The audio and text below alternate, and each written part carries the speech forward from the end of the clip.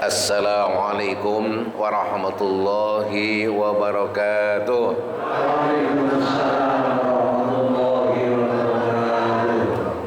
Bismillahirrahmanirrahim.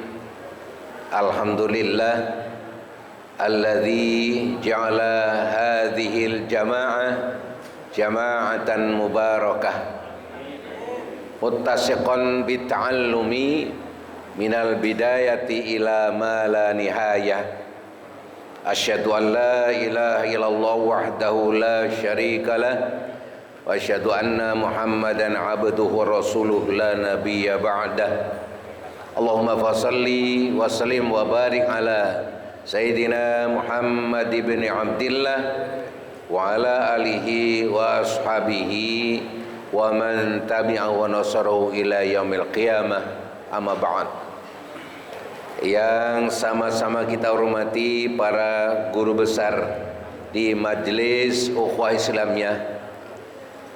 Dari yang pertama Al-Mukarram Kiai Haji Ahmad Habibi LC SPD, yang tadi saya datang pas sedang bicara. Yang kedua Al-Mukarram Ustaz Kiai Haji Furqan M. Mukarram bin Yusuf. Kemudian Al-Mukarram Kiai Haji Misjan, kemana nih? Enggak tadi. Tadi ada, sekarang enggak ada. Iya. Juga Al-Mukarram Kiai Haji Abdul Hamid Mustafa Al-Hafid yang tidak hadir karena sedang melahirkan istrinya.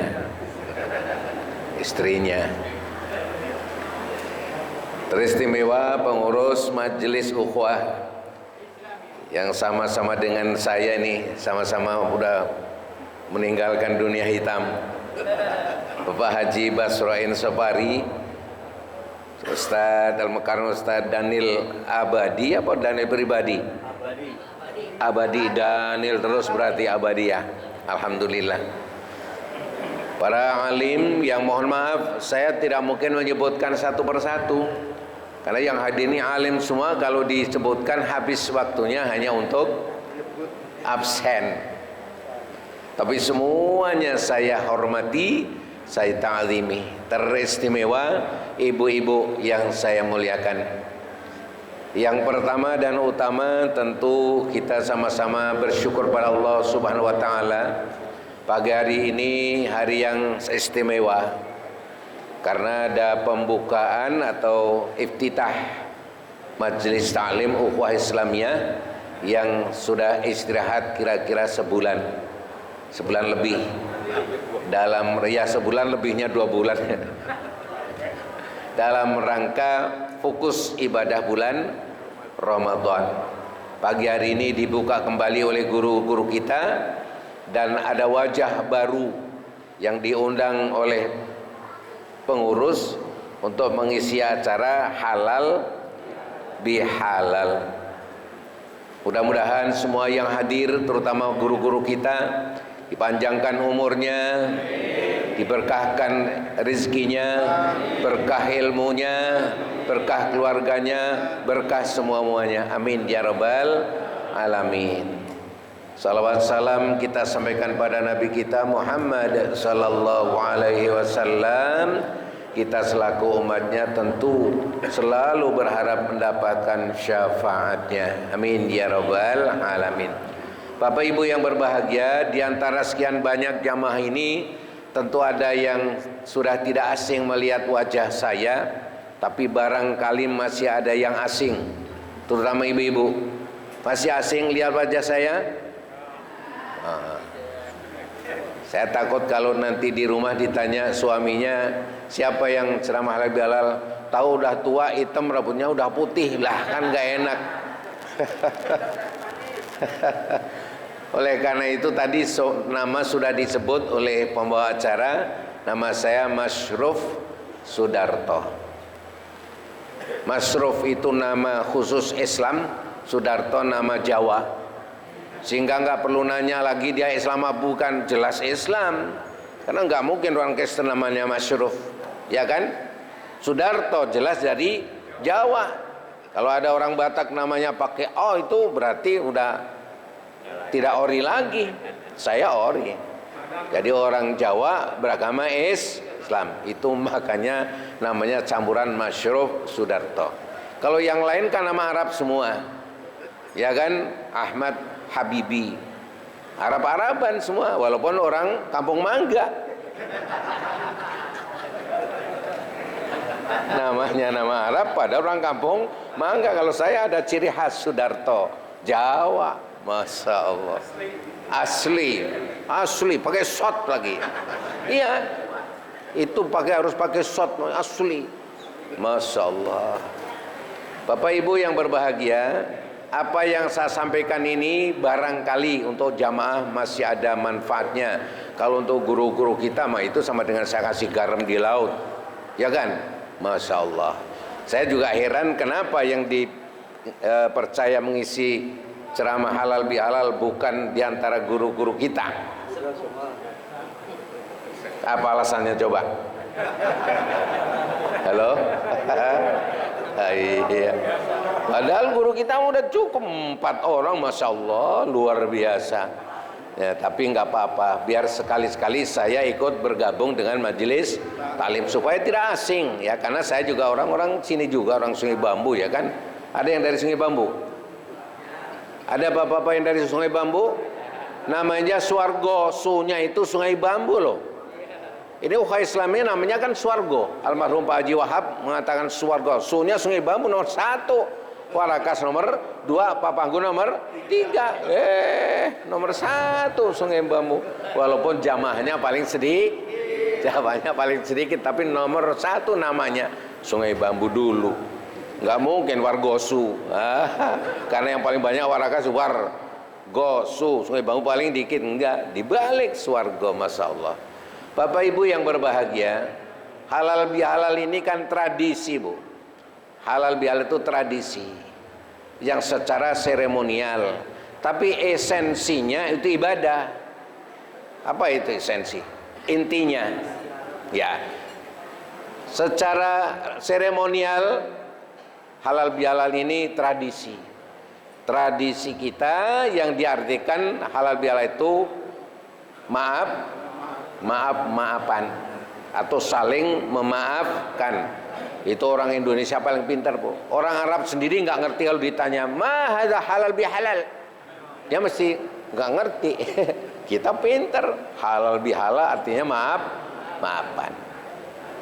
Bapak Ibu yang berbahagia, kalau kita bicara halal bihalal ini dimensinya adalah dimensi sosial. Dimensi sosial. Kenapa kita berhalal bihalal? Menjaga keseimbangan antara urusan pribadi dan urusan sosial. Kita mulai dulu dari awal Allah ciptakan manusia ini, namanya manusia makhluk yang dwi tunggal atau monodualis. Kalau bahasa Arabnya muzdawij. Jadi manusia ini Allah ciptakan sebagai makhluk dwi tunggal atau monodualis. Artinya apa? Diciptakan dari 2 unsur yang menyatu. 2 unsur menjadi satu. Yang pertama dari sisi bentuk. Manusia ini diciptakan bentuknya ada jasmani, ada rohani. Betul? 2 unsur jasmani dan rohani. Tapi 2 ini sudah menyatu dalam diri kita. Kita ada jasmani, ada rohani. Nah, kita diperintahkan oleh Allah untuk menjaga keseimbangan antara urusan jasmani dan urusan rohani. Betul? Jasmani punya kita, rohani punya kita. Tugas kita menjaga keseimbangan. Karena kalau hidup ini tidak pandai menjaga keseimbangan akan goyang, Pak. Tidak tenang. Ibarat kita nimbang, kalau tidak seimbang, goyang. Coba di sini 1 kilo, di sini cuma 7 on, goyang. Makin jauh keseimbangan itu bedanya, makin goyang, akhirnya bisa berantakan. Coba sini jeruk 1 kilo, di sini kosong tidak ada besinya, tumpah karena tidak seimbang. Maka hidup kalau tidak seimbang tidak akan tenang. Ada keseimbangan antara bagaimana suami dengan istri. Jangan suka kita memonopoli. Ya tidak. Makin jauh beda keseimbangannya, makin goncang. Sampai ada keluarga yang berantakan karena tidak seimbang. Harusnya yang jadi pimpinan suami, ini istri yang ambil pimpinan. Goncang, Masya Allah. Maka tugas kita menjaga keseimbangan. Allah cantumkan dalam Al-Quran surat Ar-Rahman yang biasa kita baca. A'udzubillahi minasyaitonirrajim. Was-samaa'a rafa'aha wa wada'al mizan.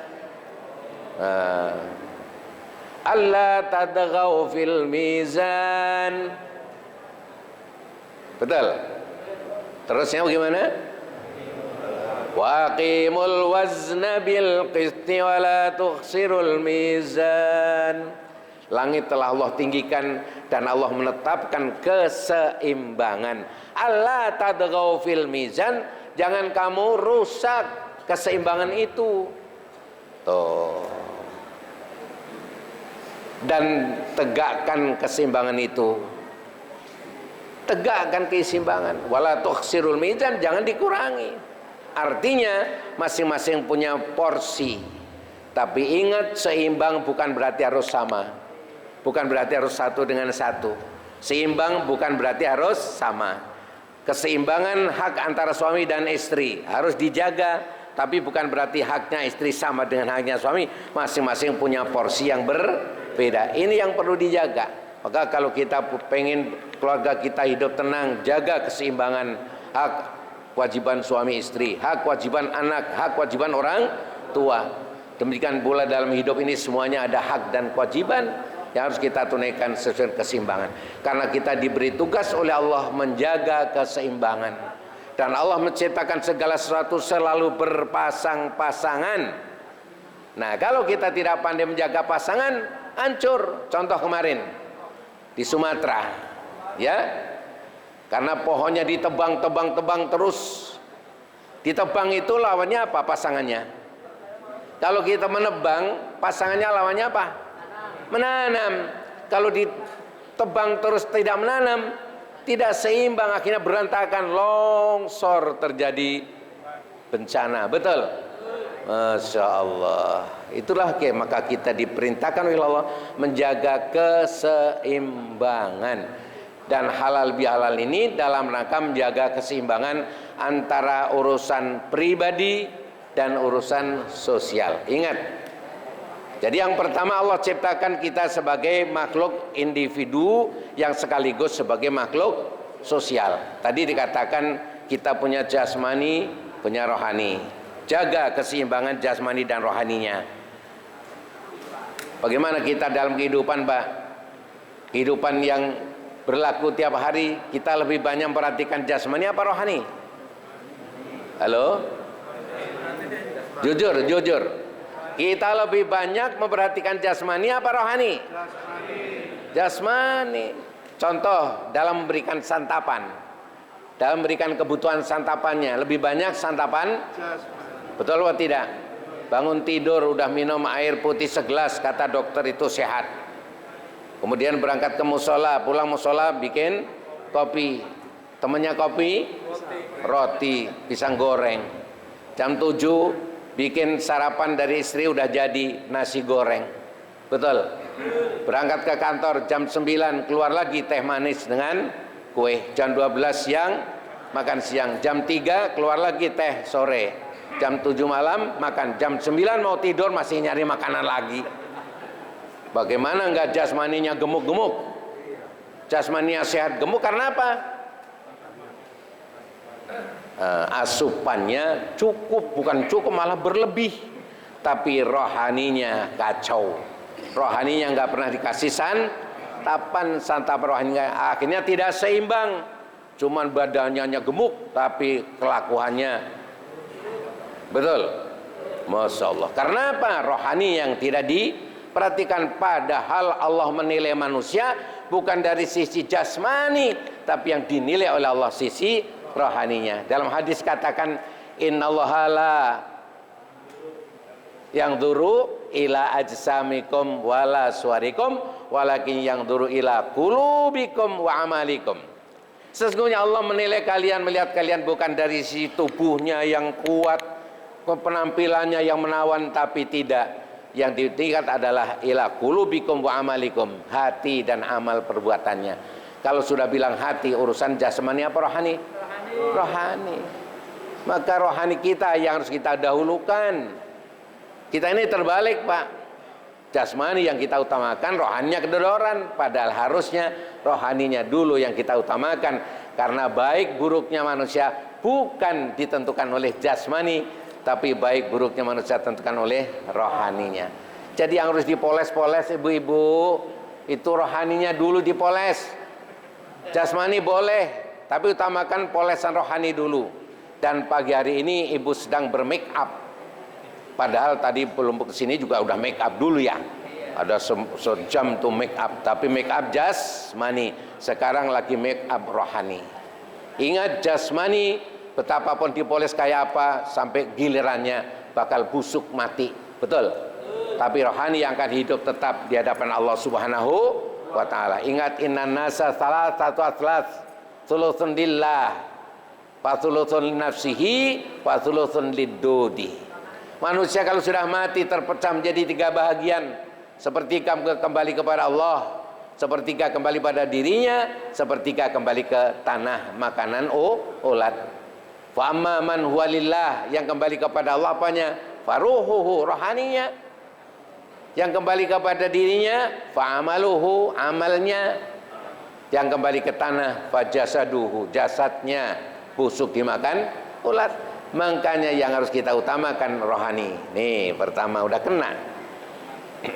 Kita tidak pandai menjaga keseimbangan jasmani dan rohani, lebih banyak kita memperhatikan jasmani, padahal harus seimbang. Yang kedua, Allah ciptakan dwi tunggal dari keadaan hidupnya, yaitu individu dan sosial. Memang Allah ciptakan, dilahirkan secara satu-satu pribadi. Tapi kita juga makhluk sosial. Tidak akan bisa kita hidup sehebat apapun manusia, tidak akan bisa hidup sendiri tanpa bantuan orang lain. Betul tidak? Sekecil apapun kita selalu membutuhkan bantuan orang lain. Bayangkan, Bapak senyum saja butuh orang lain enggak? Halo? Bapak senyum butuh orang lain tidak? Kalau enggak ya udah senyumannya sendiri. Makanya jangan sombong. Tidak akan pernah kita tidak membutuhkan orang lain, selalu butuh orang lain. Senyum saja butuh orang lain kok. Masya Allah. Makanya saya sering menyampaikan di majelis, yang namanya ghibah, ngomongin orang lain boleh tidak? Tidak boleh. Dosa enggak? Tapi boleh ada ghibah yang tidak dosa, yaitu kalau ghibah itu dilaksanakan sendirian. Ayo, ibu-ibu, ghibah itu tidak dosa kalau dilaksanakan sendiri. Tapi kalau sudah berjamaah dosa. Makanya kalau ibu mau ghibah ngomongin orang lain, jangan ngajak orang sendiri aja. Nggak dosa insya Allah. Ya bu, nanti ibu pulang sendiri aja ngomong.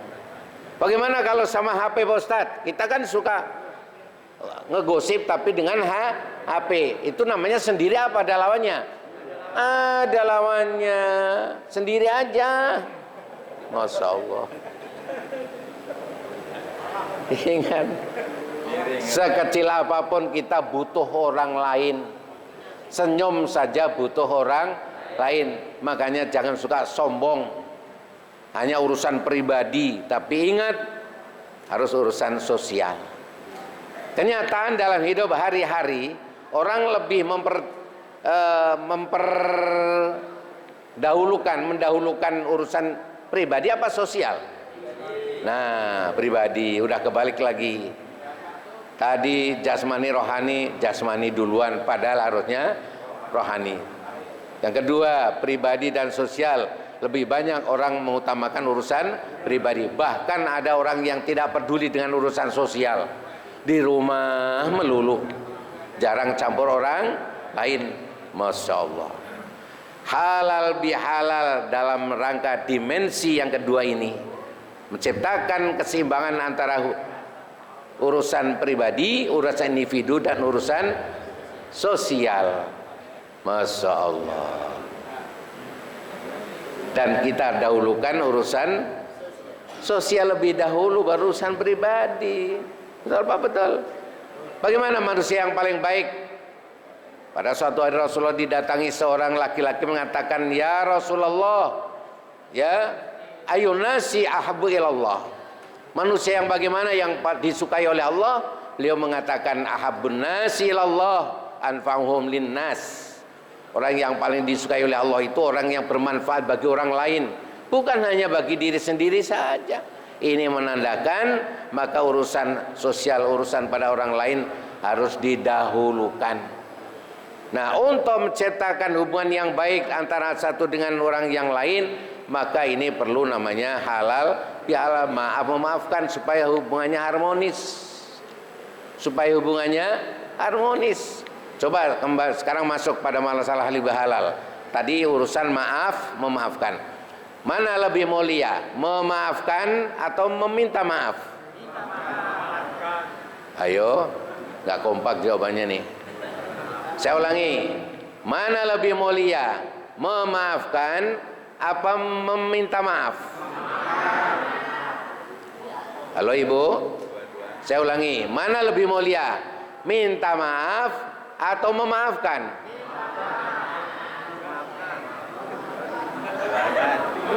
Bapak diam dulu, Bapak diam dulu. Saya mau nanya Ibu, Bu, jawab yang jelas. Lebih utama memaafkan atau minta maaf? Enggak jelas. Apa? Baik, sekarang bapak-bapak, lebih utama memaafkan atau minta maaf? Ya. Utama memaafkan, walaupun orang itu tidak minta maaf. Jangan ada begini Pak, kenapa sih kamu nggak maafin dia? Biarin aja orang dia juga minta maaf. Ada tidak orang yang begitu? Tidak mau memaafkan karena dia tidak minta maaf. Padahal Allah jelas-jelas perintahkan pada kita. Baca di surat Al-A'raf ayat 199. A'udzubillahi minasyaitonirrajim. Khudhil afwa wa'mur bil 'urfi wa'arid 'anil jahilin. Jadilah kamu pemaaf. Oh, Masya Allah. Jadilah kamu pemaaf. Wa'mur bil 'urf, ajak orang, suruh orang berbuat kebaikan. Wa'arid 'anil jahilin, enggak usah pedulikan orang-orang yang bodoh. Yang dibodoh di sini dalam tafsir antara lain orang yang tidak mau memaafkan. Lebih gampang mana memaafkan dengan minta maaf?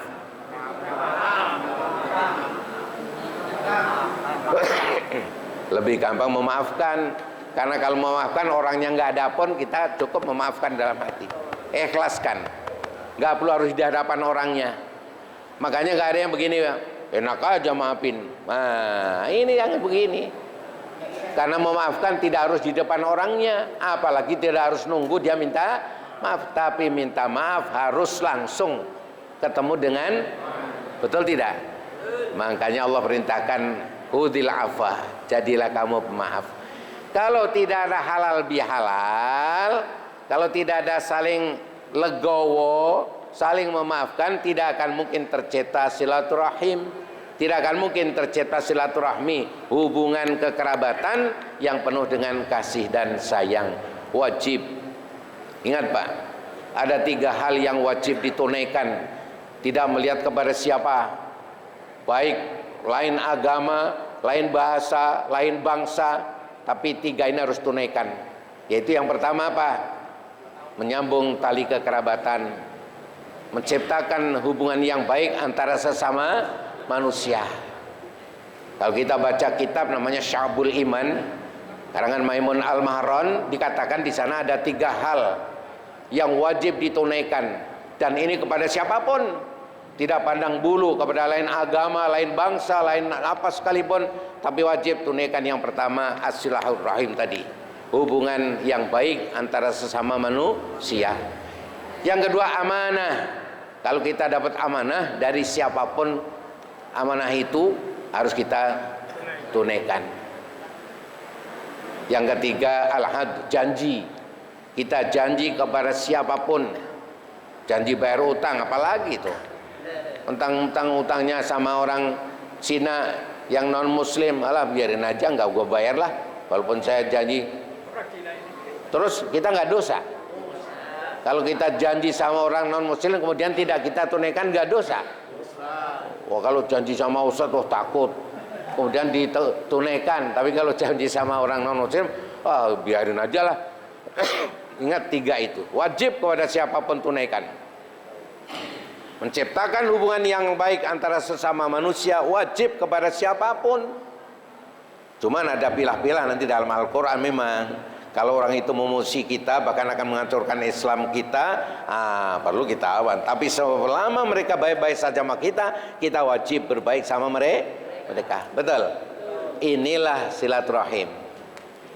Inilah halal bihalal.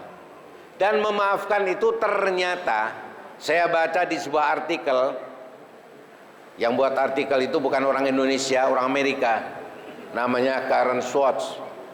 Karen Schwartz ini seorang psikiater, ya, di dalam sebuah rumah sakit namanya John Hopkins Hospital di kota Baltimore, ya, negara bagian Maryland, Amerika Serikat. Wow, sampai ingat begitu Pak.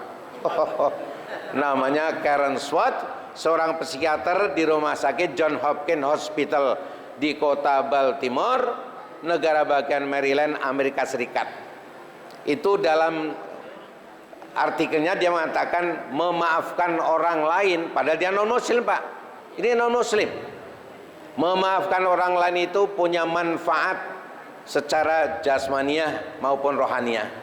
Secara jasmani, memaafkan kesalahan orang lain itu menyehatkan jantung. Nah, tuh. Memaafkan orang lain menyehatkan jantung. Karena apa? Orang yang memaafkan orang lain berarti hatinya menjadi lapang, tidak nyesek di dada. Betul tidak? Nah, maka orang yang jantungan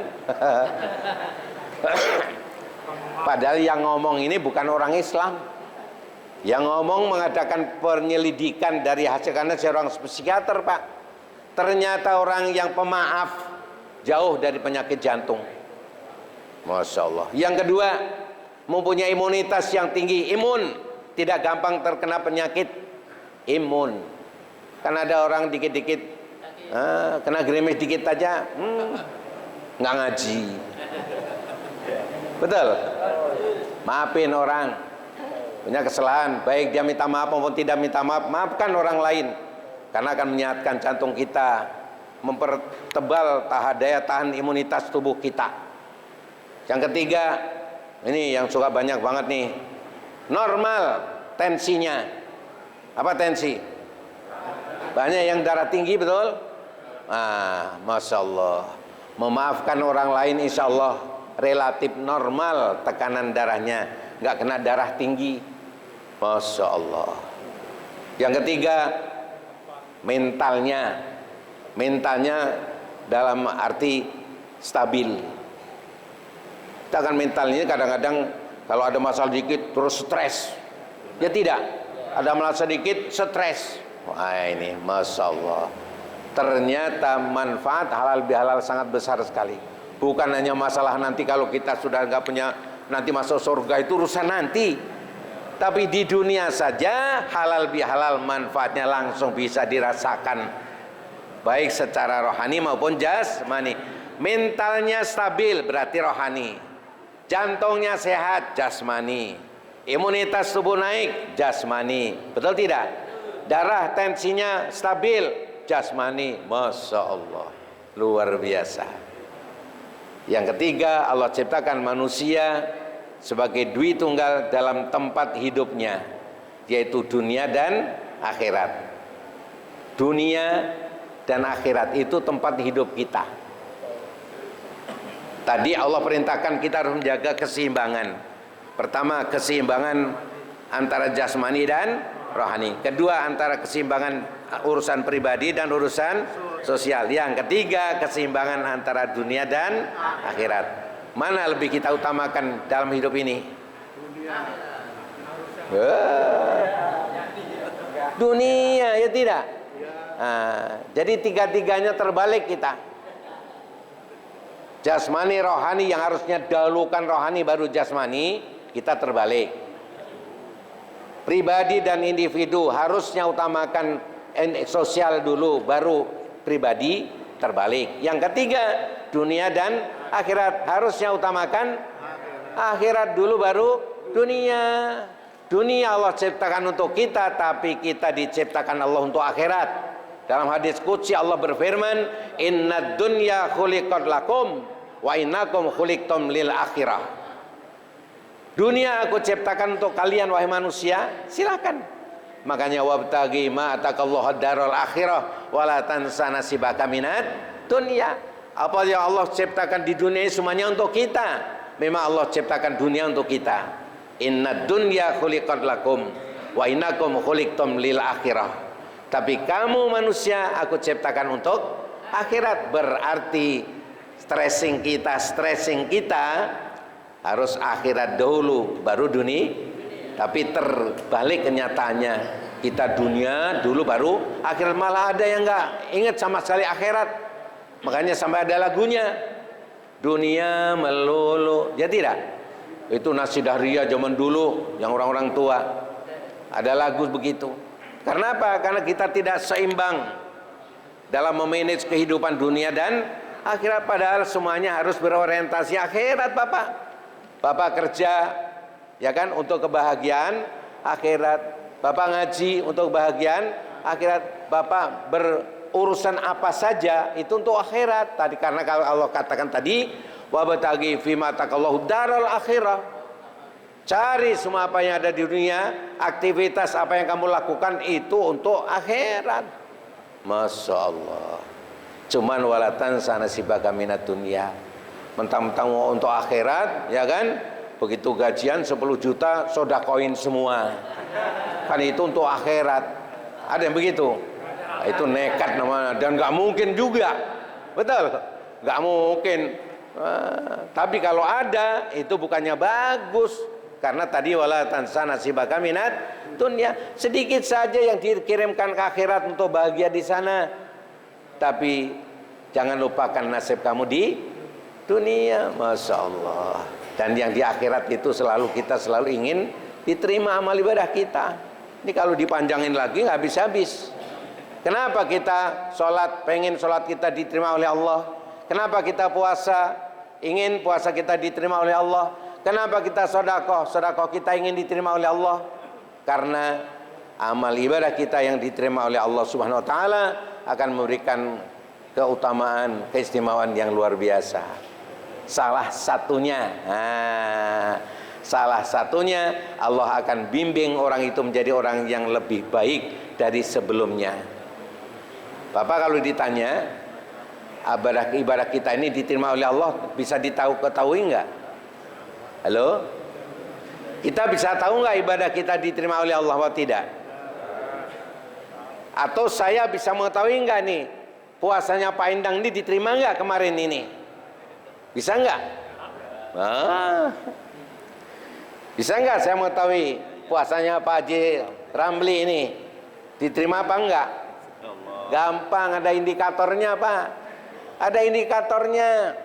Ya. Masya Allah. Dikatakan innallaha idza taqabbala amal 'abdin fa faqallahu bi amalin shalihin ba'dah. Allah itu akan menerima amal seseorang, maka Allah akan bimbing orang itu sesudahnya jadi orang yang lebih baik. Jadi kalau sehabis melaksanakan suatu ibadah, sesudah itu dia menjadi orang yang lebih baik, tandanya ibadahnya diterima oleh Allah. Haji, berangkat haji, ibadah haji, pulang haji menjadi orang yang jauh lebih baik. Dulu sebelum haji pelitnya bukan main, sebelum haji comelnya bukan main, Sebelum haji jarang sholat berjamaah di masjid.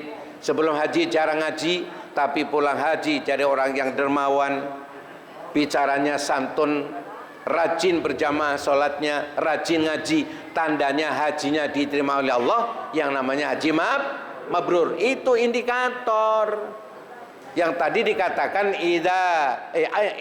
innallaha idza taqabbala amala 'abdin wa faqahu bi amalin sholihin ba'dah. Ketahuan.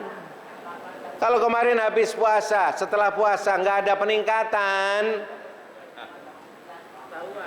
ketahuan.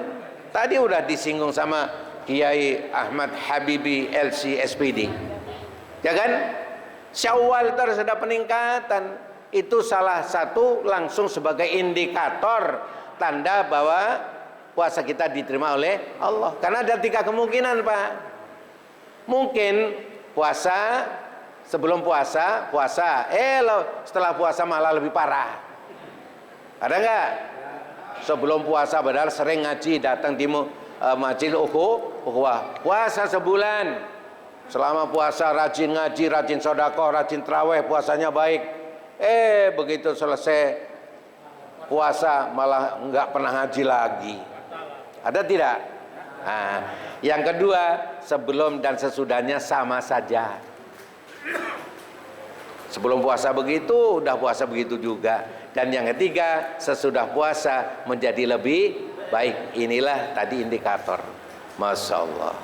Oleh karena itu, ayo ya, setelah Ramadan ini kita paling tidak kita pertahankan apa yang pernah kita laksanakan di bulan Ramadan. Dan tentu harusnya meningkat, karena Syawal antara lain artinya meningkat. Itulah para jamaah yang berbahagia. Jadi inti daripada halal bihalal ini ada sebagai menyeimbangkan antara urusan pribadi dan urusan sosial. Karena kita wajib tadi menciptakan hubungan yang baik antara sesama manusia, dan itu tidak akan tercipta kalau tidak ada saling halal bihalal, dan memaafkan menyehatkan ternyata. Maka jangan kita menunggu orang minta maaf, tapi kita langsung memaafkan. Saya kira itu saja yang dapat saya sampaikan. Sudah siang, Bapak sudah dari jam 4 ya. Alhamdulillah. Terima kasih. Dan kata Ustaz Tohir dari Irian ada burung cendrawasih. Sekian dan terima kasih. Assalamualaikum warahmatullahi wabarakatuh. Waalaikumsalam warahmatullahi wabarakatuh. Terima kasih guru. Alhamdulillah.